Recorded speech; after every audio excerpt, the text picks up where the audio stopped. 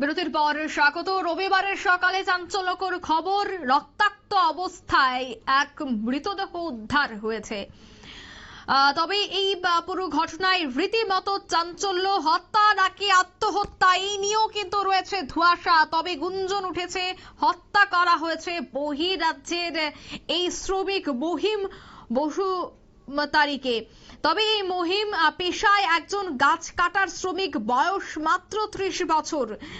এই খবর পেয়ে সকালেই ছুটে আসে ঋষিমুখবাড়ি থানার পুলিশ মহকুমা পুলিশ আধিকারিকরা। তবে যে বাড়িতে তিনি ভাড়া থাকতেন সেই বাড়ির মালিক পক্ষের কি বক্তব্য, প্রথমে শোনাচ্ছি।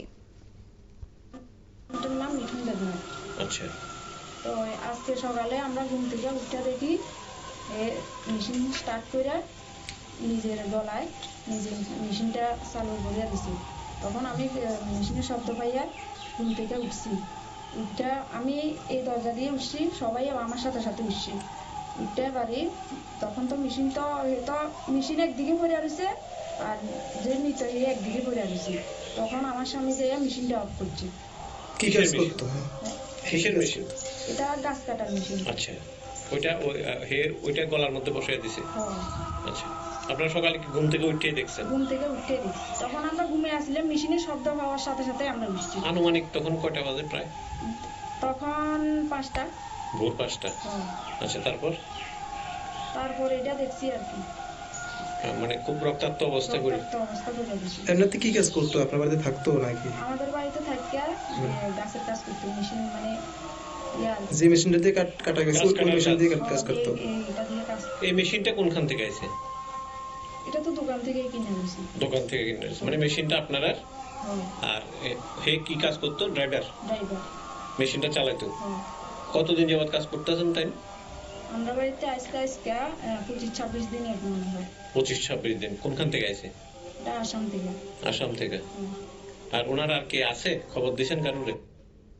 আপনারা শুনলেন বাড়ির মালিক পক্ষের বক্তব্য। সে অসমের বাসিন্দা, কিন্তু এই বাড়িতে তিনি এসেছেন প্রায় 25 থেকে 26 দিন হয়েছে। তারই মধ্যে তিনি গাছ কাটার মেশিন দিয়ে নিজেই আত্মহত্যা করেছেন, এমনটাই বাড়ির মালিকের প্রাথমিক ধারণা। কিন্তু আত্মহত্যা নাকি মেরে ফেলা হয়েছে সে বিষয়টা এখনো স্পষ্ট নয়। তবে নিউজ ভ্যানগার্ড প্রতিনিধি বিশ্বজিৎ কে তুলে ধরছে স্পট থেকে, দেখাচ্ছি। নমস্কার দর্শক বন্ধুরা, এই মুহূর্তে আপনাদের সামনে আরো একটি চাঞ্চল্যকর খবর নিয়ে আমি রয়েছি বিশ্বজিৎ। আজ সকাল যখন 5টায় অনেকেই ঘুম থেকে উঠে গিয়েছেন আর অনেকেই ঘুমে নিদ্রায় আচ্ছন্ন। ঠিক সেই সময় একটি ভয়ানক কাণ্ড, একটি চাঞ্চল্যকর ঘটনা ঘটে গিয়েছে দক্ষিণ জেলার ঋষিমুখ ব্লক এলাকার অভয়নগরে শিলপাড়াতে। ঠিক আমরা যে বাড়িতে রয়েছি এখন, ঠিক এই উঠোনের মধ্যে একটি রক্তাক্ত অবস্থায় এক ব্যক্তির মৃতদেহ, গলায় কাটা মৃতদেহ উদ্ধার করেছে পুলিশ এবং কি বাড়ির সদস্যরা, পাড়া প্রতিবেশী মিলে।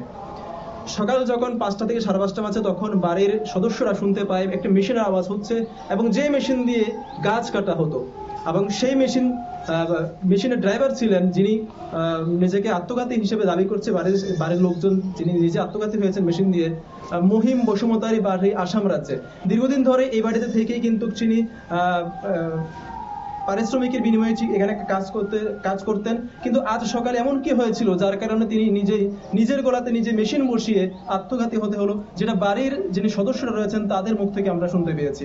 নাকি অন্য কোনো ঘটনা জড়িয়ে রয়েছে, নাকি অন্য কোনো কিছু রহস্য জড়িয়ে রয়েছে, সে বিষয় নিয়ে কিন্তু পুলিশ প্রশাসন অবশ্যই রয়েছে। তারা দায়িত্বভার কাঁধে নিয়ে কিন্তু এখান থেকে মৃতদেহ, এই ডেড বডি উদ্ধার করে নিয়ে গেছেন বিরুলিয়া মহকুমা হাসপাতালে এবং ময়না তদন্ত চলছে ইতিমধ্যেই। আসাম রাজ্য থেকে সেখান থেকে মৃতের পরিবারের সদস্যরা ছুটে আসছেন হাসপাতাল থেকে শুরু করে যে বাড়িতে এখানে কাজ করতে, এবং সেই বাড়িতে কি হয়েছিল আসলে রহিমের সাথে সেই ঘটনা কিন্তু এখন সুষ্ঠু তদন্তের দাবি জানাচ্ছেন পরিবারের লোকজন থেকে শুরু করে সকলে। এবং এই বাড়ির সদস্য যারা রয়েছে, যে বাড়িতে থেকে তিনি কাজ করতেন, পরিবার সংসার প্রতিপালন করতেন গাছ কাটার মেশিন চালিয়ে, এবং কিভাবে ইনি নিজেকে এভাবে হত্যা করেছেন, কি অন্য কোনো কি রহস্য লুকিয়ে রয়েছে, সেই বিষয়ে কিন্তু এখন দাবি তুলেছেন যাতে করে সুষ্ঠু তদন্ত করা হোক। আপনারা শুনলেন প্রতিনিধি বিশ্বজিতের সে বক্তব্য। কারণ এই মুহূর্তে কিন্তু এলাকা জুড়ে চাঞ্চল্য, থমথমে পরিস্থিতি। সেই ব্যক্তি কেন আত্মহত্যা করে, যদি সে আত্মহত্যা করে থাকে এর পেছনে কারণ কি থাকতে পারে, এবং যদি আত্মহত্যা না হয় তবে কি তাকে মারা হয়েছে, একাধিক বিষয় প্রশ্নচিহ্নের মুখে। তবে ময়নাতদন্তের পর, পুলিশ তদন্তের পরই সবটা বেরিয়ে আসবে। নিয়ে নিচে ছোট্ট একটি বিজ্ঞাপন বিরতি, সঙ্গে থাকুন।